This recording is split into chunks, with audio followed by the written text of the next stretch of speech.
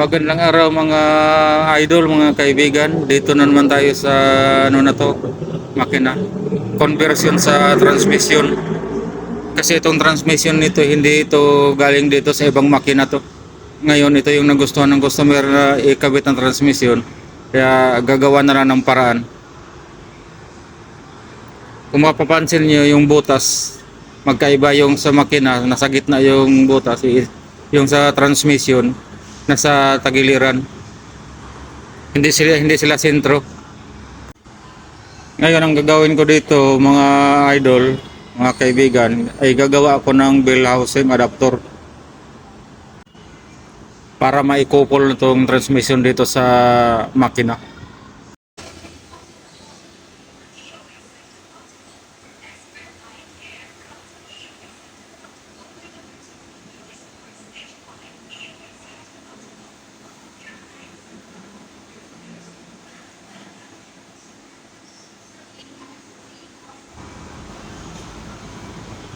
At ito yung materialis na gagamitin ko sa bell housing adapter mga idol.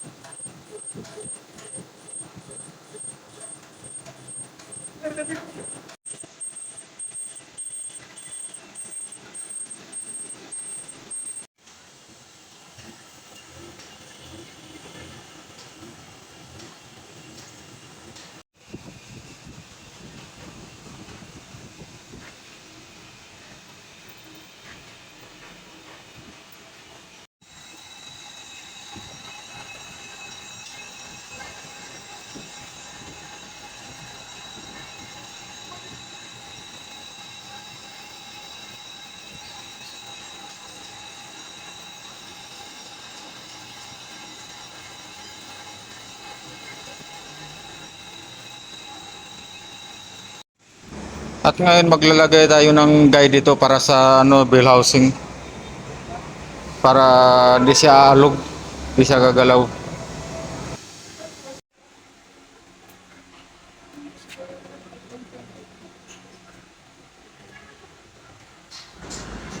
Kailangan maganda ang pulso dito para hindi siya masobran sa bawas. Hindi siya maluwag at hindi rin siya sumikip. Okay lang kung sumikip para mabawasan naman ulit. Wag lang lumuwag. Wala kasi kami ano, burner na malaki. Burner caliper. Yung 3 feet ang haba. Para okay sana yun ang gagamitin para sigurado talaga. Pero itong ginagawa ko, sure ball naman to. Basta maganda yung pulso, magaan ang kamay, sure ball talaga ang sukat.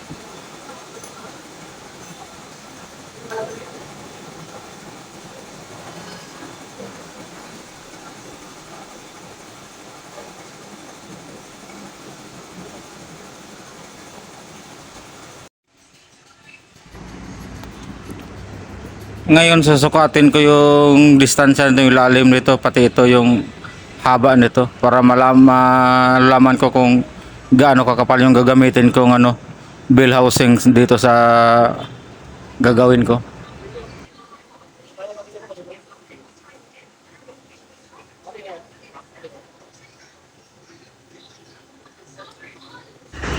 Forty-five mm yung lalim dito sa flywheel at sa bill housing mga loads. Tapos itong isa,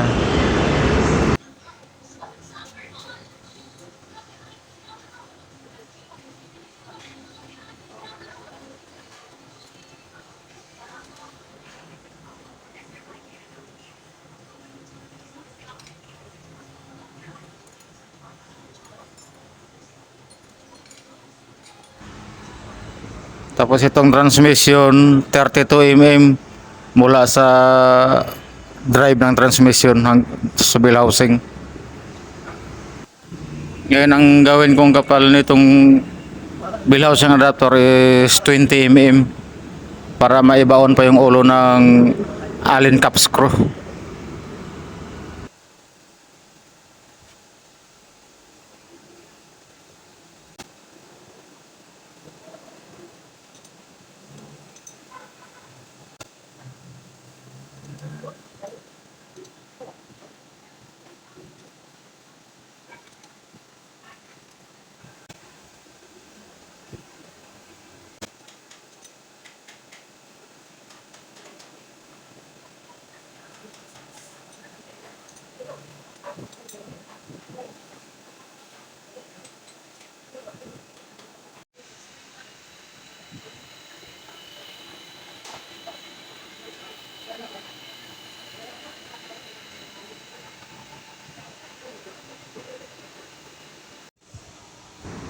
Okay mga lods, tapos na nakuha na yung kapal nung bill housing, tapos pati yung guide sa transmission guide okay na rin.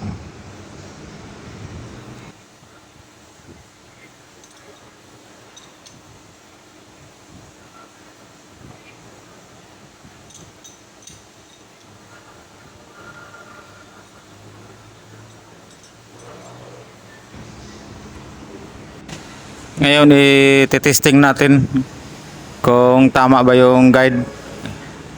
Testing sa mga Kailangan hindi alog yung guide dyan para hindi mabalian ng crankshaft pag hindi sintro yung transmission drive sa flywheel.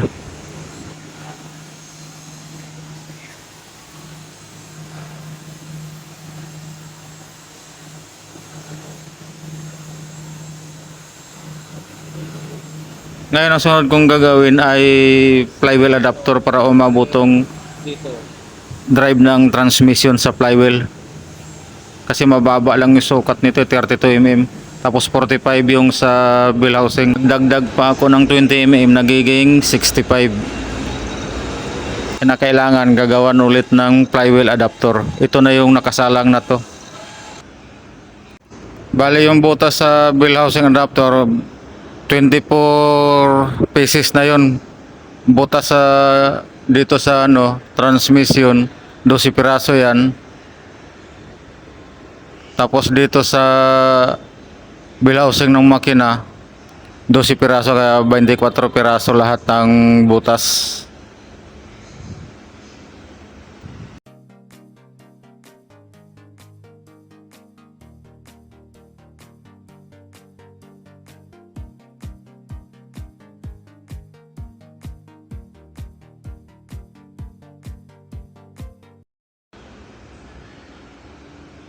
Ay yung ulo ng Allen cap screw nito nakabaon para hindi babangga yung transmission doon sa tornilyo pagkabit.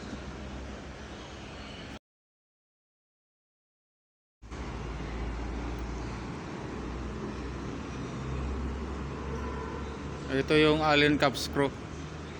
Kailangan pantay siya dyan sa ano, hindi siya angat.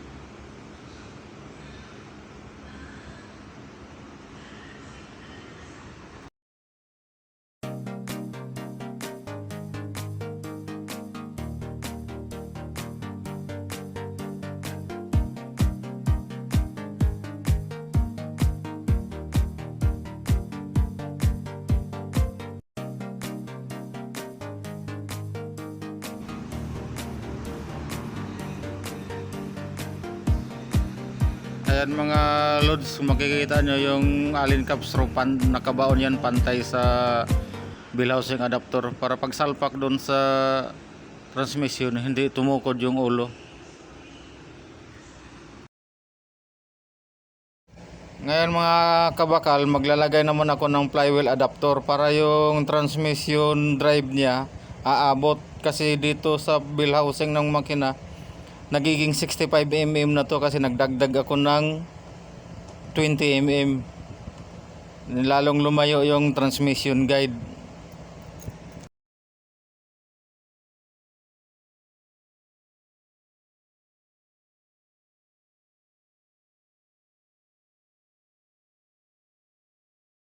Ngayon para makuha natin yung saktong kapal sa flywheel adapter, ima-minus natin tong sukat ng bill housing.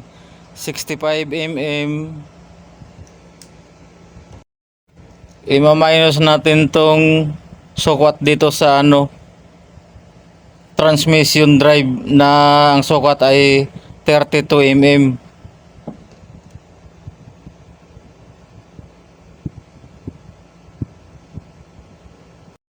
$65 mm minus 32. Ang kapal na gagawin natin sa flywheel adapter is 33 mm para sakto na yung transmission drive dito. Aabot na siya sa flywheel.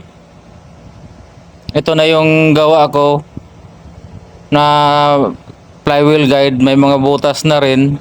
Yan, ito yung 33 mm. Ngayon, pagsusukatin na natin tong bill housing, pag naikabit na tong flywheel adapter is 32 mm na siya, kaparehas na dito sa transmission drive.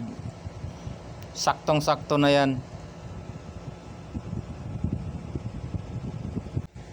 Yan, nakabit na yung flywheel adapter. Pag sinusukat na yung lalim nitong na to is 32 mm na yan, katulad na yan dito sa transmission drive. Aabot na to.